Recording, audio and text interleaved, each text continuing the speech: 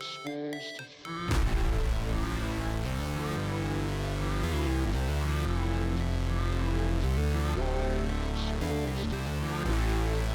everybody, Aaron here. Welcome back to another anime review. Today we are looking at Alya Sometimes Hides Her Feelings in Russian, a romantic comedy that was 12 episodes long, aired in obviously the summer season, and now is finally finished. It actually just ended today as of recording this.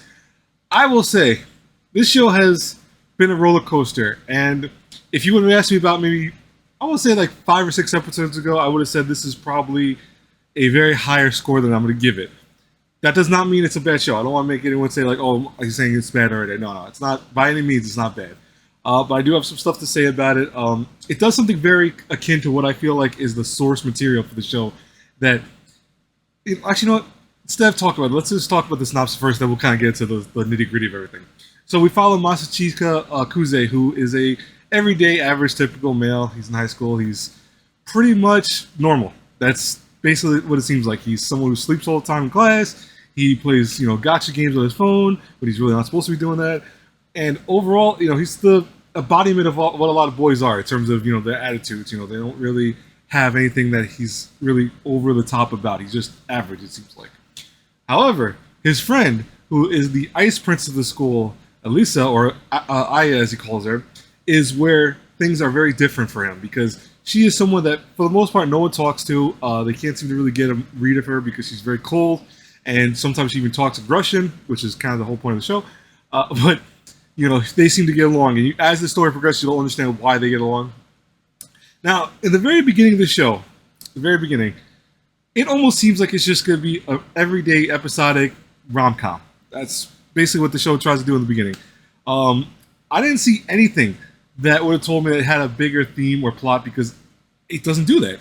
90% of the show at the beginning just focuses on Masachika with Aya, how they interact with one another, how you learn slowly as time goes by, and it's not really a spoiler, but it's the reality of the show, that you learn that Masachika is actually a well-to-do student, he's a well-to-do general person, but he left that family in order to kind of escape that prodigy level attitude he had, and he wanted a more kind of civil / I want to say quiet existence. He didn't want to go in his late grandfather's footsteps or even his parents' footsteps. And of course, that divided his family. You learn very early on that one of the girls in this series, Yuki, who is probably one of my favorite girls of the whole show, like she's freaking amazing, she's funny as hell, is ironically someone who is related to him. Everyone thinks that they're just good friends or childhood friends, but in all reality, it's his sister. And where he left his family in order to kind of break away from the prodigy's existence, she stayed with it, and it kind of gives her little issues here and there because obviously she can't be around her brother all the time, and her attitudes are very similar to him. You very fast learn that where she makes like jokes about being half naked around him, and stuff like that sounds like straight out of a manga / anime ecchi. And I mean, the show does have a lot of ecchi moments here and there, but it's not the prime thing. So, ironically, I at one point decides she wants to run for student council president. Meanwhile, Yuki also saying she's going to run for it. And then you find out Masachika is someone who did originally run with his sister, but no one again knows that they're related. And it becomes this whole thing of like where they're trying to now get into the spot of getting noticed by the school. They're dealing with people trying to betray them and also try to kind of dissuade for everyone else from voting for them, etc. And there's a whole arc about that. It's like only 2 episodes long, mind you. I don't even want to say arc, but it's like a whole section of that where they focus on that. But here's the funny thing. Excuse me. What makes me crack up about I Sometimes Hide Her Feelings in Russian is that this show almost does what a speech does. And if you guys know what speeches are like, or if you know how to do public speaking, you know that the very beginning is meant to capture the audience. You're supposed to get the audience's attention. So, like for example, when I used to be younger and basically up to like college years, I was horrible at public speaking. If you asked me to go speak in front of a crowd of like 5 people, I wouldn't panic or have like a nervous fit. But at the same time, I wouldn't be able to do it correctly. I would start stuttering. I would say things like, I would start having issues in general. But when I got older, I went into college and I started having more classes about public speaking, and where I broke out of my shell in many ways. I learned how to very quickly speak, how to do things in front of people. So, like for example, at work, I do it all the time, where I have to speak in front of a group of sometimes 30 to 40 people. In general, I've had to do it in front of weddings. I've had to do it in front of events where I've had to talk in front of people, and they're big crowds. Sometimes 100 people, sometimes 70 people, etc. It's not to brag. It's no bragging rights here. Trust me, I haven't won anything from it. But you learn how to, and capture your audience, you have to start off a certain way. So what you start off with in the beginning is this kind of moment of capturing the audience's attention. That's how you best break the ice with the audience, because most times, this is the reality of people, if you've ever been in a speech or if you've ever been in a public forum of sorts, you will know that it's the most boring hell thing ever in the world. Excuse me. More often than not, you'll sit down and you'll listen to some person speak on a podium or stage for up to 15 to 20 minutes, and they will just ramble, it seems like. They will not, they'll once in a while get your attention with something maybe witty they say or something comedic. They'll throw in a joke here or there, you know, a funny one. But it never, ever encaptures your whole, like, essence. Now, if you start off a public speech right, this is actually some kind of advice. I mean, you know, I know my friends would joke about advice corner stuff, but this is actually a bit of advice for you if you ever do public speaking, if you ever want to do that. Capture your audience. It's the best way to do it. First thing you come out with is either a joke or something that makes you feel more human to everyone. And when you do that, lo and behold, everyone then hears you from then on. So then if you ramble a little bit, it's okay. It's going to happen, you know, from time to time. But people are so captured by what you said originally or what you did initially, they won't pay attention to anything else but you. They'll focus on solely you. And that's why I feel like Aya sometimes hides her feelings in Russian does. Where, at the very beginning, let's think about the first couple episodes. We have ecchi up every other episode, seems like. Yuki is half naked several times in the first couple episodes, which I'm not complaining about. I'm pretty sure no one's complaining about. But she's half naked a few times. She makes lewd jokes towards her brother. We have an episode that literally is all about having two girls be hypnotized and almost then revealing their whole selves to two boys and, you know, several people in the room. It's a lot. That's what the show starts off with. It's a very more ecchi / comedy thing than anything else. The romance element is there because obviously Aya likes, you know, Machika, and the whole element between them is that they have this weird kind of, I want to say romance towards one another, because obviously he does like her and she likes him, but his definition of love is very warped from his past, which you find out later on the show. And I actually kind of like the way they do it, because they don't completely null it out where they make him overly serious. They just make him where he's afraid, per se, to fall completely head over heels for Aya. Meanwhile, Aya, who has someone been, I want to say, treated as a loner most of her life, also equally is afraid to kind of fall 100% in love with him. She has basically fallen in love with him, but she also keeps it at a certain level where she's not willing to admit it. It's cliche, that element, but it's also done pretty well because, for example, a lot of times Aya will say things in Russian towards Machika, and she thinks he doesn't understand it. So she'll say like, "Oh, you know, he's so cute when he does this," or "He's such a, you know, silly person like that," etc.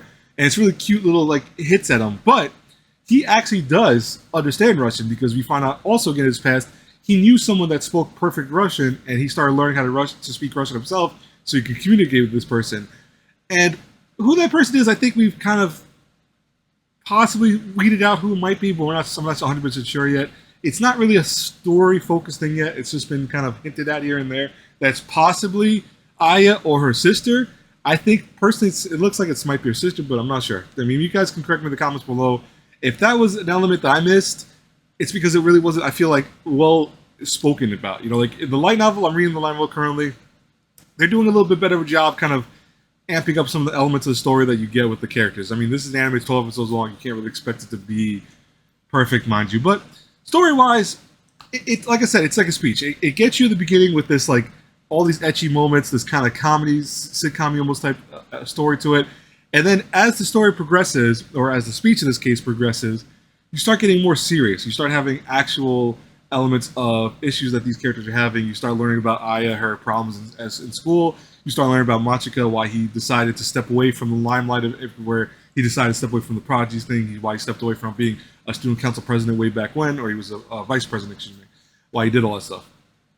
So it works in that sense. It's very interesting because it keeps you for the most part at the beginning and puts you this roller coaster ride of speeches of sort where you're like at the pinnacle, you're at the top, you think, wow, this show is really good, and it's gonna have tons of ecchi, it's gonna be tons of romance stuff and stuff like that. And then kind of just goes, yeah, no, we got other stuff we gotta do. And that pushes it away, which is a good thing and a bad thing. So, the good about it is that animation-wise, visuals, I said sometimes how to feeling in Russian is very good. I like the animation. I feel like the character designs are really great. I love Aya, I love Yuki, I love their designs. I love the sister, I forgot what her name was off the top of my head. I love all the characters. I think they're really nicely done. Well done. Even the side characters like Ayano, which is his maid slash Yuki's maid, is really cute, and the way she's done is nice. They're not very per se three-dimensional in terms of their concepts, but their animation solid. That's what I'm gonna say. Like I love the animation. I love the art style for it. It doesn't do anything that breaks the records of great animation. So you're not gonna expect anything like, oh my god, this is the next big animation slice spread. No, it's not like that. But it's good for what it does. Character-wise, I feel like some of these characters are very fleshed out in 12 episodes, and I feel like some of them kind of get thrown to the wayside. Like, for example, Aya's sister is someone that I would love to know more about because she seems like she has a little bit more of lore to her than anything else, but they don't really focus on her. And I mean, I get it. She's not the main girl, but at the same time, she is thrown in there a lot to be a main character. The actual student council president currently, his story is explained very fast. Like, I mean, quick. It's over in 1, 2, 3, where you learn that he was a heavyset guy, and then eventually he became a more well-to-do, well-built guy, and for the most part became a more popular person by doing that. It's a little, I want to say it's a little questionable how they did that, but it's okay. It's not a big deal. Overall, though, everything else from the series is where I have mixed feelings. Like, don't get me wrong, I Sometimes Hide Your Feelings in Russian is a fun show. I liked it. I gave it a decent score on Mal. It's a fun, okay show overall. Is it the best thing in the season? No. In hindsight, I feel like if you were to ask me this again several weeks ago, I would have said, oh, it gets, to me, honest with you, I would have given it like a perfect A. Like, I love the show at the beginning. It captured me. It really hooked me. I loved the comedy elements. I loved Yuki as a character. I actually liked her more than the main girl, Aya, at one point. It was crazy. As time went by, I think I like Aya a little more because of her character. I mean, in terms of everything else, I like Yuki as more of a funny kind of character. But she's not a central character. Like, she's one of those people that is good for comic relief more than a serious role. And I feel like the show knows that it's doing this, where it's like, it got your attention again, and then kind of just goes off the wayside, where it's like, okay, here's the rest of the story, here's parts. Is there going to be a season 2? I don't see why there wouldn't be a season 2, because from what I heard, it seems like the show is very popular, both in Japan and America. Is that going to warrant a second season? I don't know, because light novel, I think the light novel has enough that it could do a second season. I don't think it'll have an issue making a second season out of it.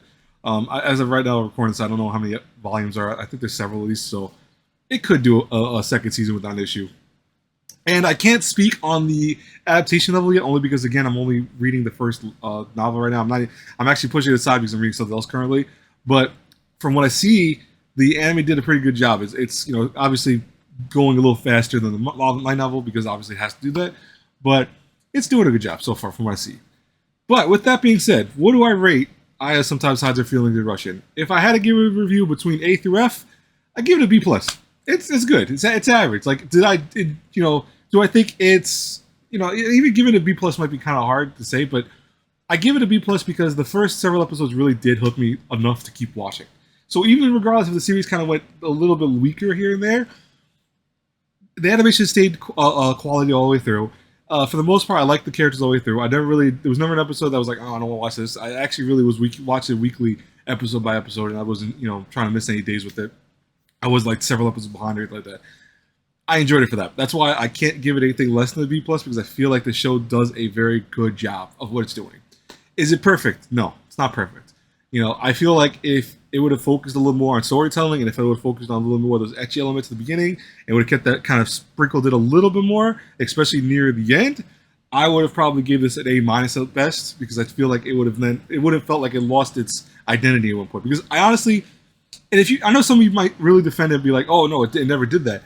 At one point, it feels like it does lose identity. It feels like it loses where it doesn't know if it wants to be a romance, if it wants to be a drama, if it wants to be a comedy. It starts adding these dramatic elements here and there. It sprinkles them in through the show, but it never feels like it stays on point sometimes. It feels like it does lose its identity occasionally here and there. And that's why I feel like it can't get an A from me. I won't give it an A- or anything like that. But B+ I feel like is beyond reasonable. I think that some people are definitely going to disagree with me, say it's even lower than that. I gave it on Mal an 8 because I think it's just a solid 8. I could even give it a 7. I said that would have been good too. But, that's my opinion. I would love to know you guys' opinion in the comments below. So for the most part, folks, leave your comments in the comments below. Tell me if you guys liked Aya Sometimes Hides Her Feelings in Russian. What was your favorite element? Who was your favorite girl? Because I would love to see a war about that start, because the fact that there are several girls in the show that I feel like could be considered the best of the best. But anyways, guys and girls, until our paths cross again next review, have a good one all, everyone. God bless you all. Bye-bye. Never break, always fight, never quit, do it right. fight, play the game, win it life, have no shame, there's no time, feel the pain, live the grind, I could change, in my mind, pick a lane, commit and climb.